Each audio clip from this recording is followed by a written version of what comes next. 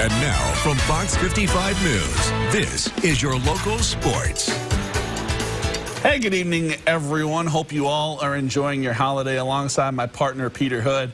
My name is Justin Prince. No, this is not the locker room, but Pete, it's become a tradition for the two of us to get together on Christmas Eve and kind of reflect on the year that was in 2019. Wow, wearing matching hats. Yes, very, wearing matching Santa hats. Part of that. 2019. Another very eventful one for sports fans like us here in Northeast Indiana. Yeah, it absolutely was. We could spend a whole hour jogging down memory lane, but we've only got a few minutes here, so Justin and I have compiled a list of our 5 most memorable moments from 2019. But before we get to those, let's take a moment to recognize some of the players and teams that came this close to making the cut, Jay Prince. Yeah, our honorable mentions include St. Francis football's miracle finish against Concordia Ann Arbor. Jack Givens with the game-winning score off of a blocked field goal in the final seconds. Indiana Tech baseball makes it to the NAIA World Series for the first time since 2003. Ossian native Josh Van Meter making his MLB debut with the Cincinnati Reds. Zach Fucale's fantastic save in the playoffs against the Walleye, which was voted the save of the year in the ECHL. That and was finally, unreal. Yeah, unreal. Finally, Keon Brooks Jr. committing to Kentucky inside a packed gym at St. Paul. That was a lot of fun. And Prince, I think if Keon ends up having half the college career that this guy did, he'll be pretty happy. In at number 5 on our list of memorable moments, a first in Division I men's college basketball on February 28th.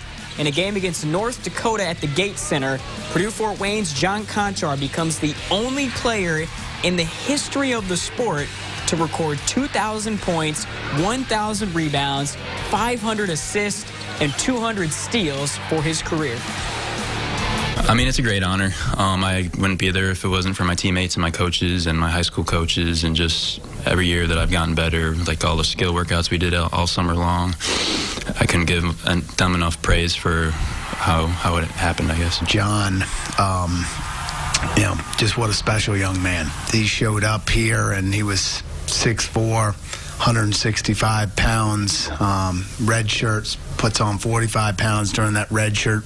We still don't necessarily at that point recognize, you know, how special he is. Every year he's gotten better, a different aspect of his game, and you know he's been able to take over games like we've seen this year with making plays at North Dakota State and be a go-to scoring guy. But I mean, he's a phenomenal player. I mean, he's one of a kind. Conch, we miss you in the Summit City. Hope you're getting jitty in Memphis. Hashtag jitty, baby. In at number 4, Fort Wayne's NFL fraternity adopts a new member.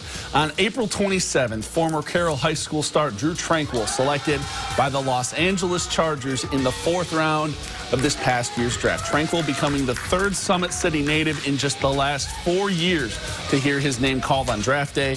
And not long after, Tranquil and his wife welcomed their first child as well. It's been a Jordan year, I'll tell you that, being 23. It's been incredible. It's a lot of big things happening back-to-back, and so actually enjoying the mundane becomes a little bit difficult. It's like, when's that next big moment happening? But, you know, we're so grateful for where we're at, being in L.A., moving across the country. It was tough. We did it when she was 38 weeks pregnant, but the Lord was faithful, got us moved out there, and now we have an exciting new chapter ahead of us. Good to be Drew Tranquil, by the way, having a heck of a rookie year. Prince, times were tough for the Tin Caps for much of last season, but July 18th, 2019 is one that Caps fans will cherish for many years to come. On that day, it was hot. It was hot. The Dan Le Batard show was in the building. Thirsty Thursday, huge crowd. The Tin Caps staged their largest comeback in franchise history. They fell into an 8-0 hole against the Peoria Chiefs before storming back to win 12-11. Trying to get back in the game is always hard when you come back from a deficit like that. But, you know, we just kept scraping away, kept attacking. I hit the first one. I felt good at the play. Just seeing the ball well, I thought, towards the end of the game. And just for for me to be able to do that, it's just exciting. I barely can tell you what pitch it was or what really happened, but I just know it was a great moment for everyone. Biggest comeback in Tin Caps history. What's it feel like to be a part of, a historic night like this? Oh, it feels great, obviously. I mean, the crowd's here, Thursday, fireworks. It's a lot going into it, and to come back and have a win like this, it's pretty cool to be part of.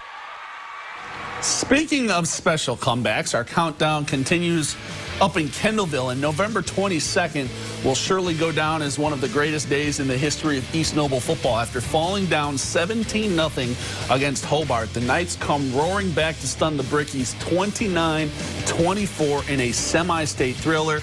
The win clinching EN a spot in the state finals for the first time since 2003. Man, it's an awesome feeling. There's so many reasons why you become a coach when you're growing up, and obviously having the chance to work with kids and impact their lives is top of the list. But one of the things that we all look forward to is an opportunity to say we're the best, and so a chance to kind of get through this tournament with these guys and win some pretty epic games, and now go down to Lucas Oil Stadium with these guys is really special. And they were a special group to watch. Speaking of special groups to watch, finally, Justin and I's most memorable moment from 2019. Blackhawk Christian caps off its sensational run in style at Bankers Life Fieldhouse on March 23rd. The Braves boys basketball team putting a beatdown on Bar Reeve in the 1A state championship game. Frankie Davidson and Caleb First combining for 36 points, 22 rebounds, leading the program to its first ever state title. It's great to end the season on a win and be able to end these seniors' careers on a win, especially the ones that won't be continuing their basketball careers in college. We always have a mantra that the team is first, and so we just focus on that. Well, it's very rewarding, especially to do it with a group like we have, and I think that's what's special about this group. Our motto this year was humble and hungry, and I think these guys have exuded that all year. And when you got 15 guys who embrace that and who embody that, really powerful thing. So there you have it. Yeah. Those were just some of the memories that the big fella and I will take with us from 2019. Year 3 for us here in Northeast Indiana. Really hard to believe. And I think I speak for both of us when I say enjoyed every minute of it. I just need to remind myself next year not to misplace our matching hats so I don't have to run out on Christmas Eve to go buy some new ones. But other than that, it was a heck of a year. Absolutely was. Looking forward to seeing what 2020 has to offer. For now, though, that'll do it for my little elf, Pete, and I. Thanks for watching. We hope you have a very Merry Christmas. See you guys tomorrow.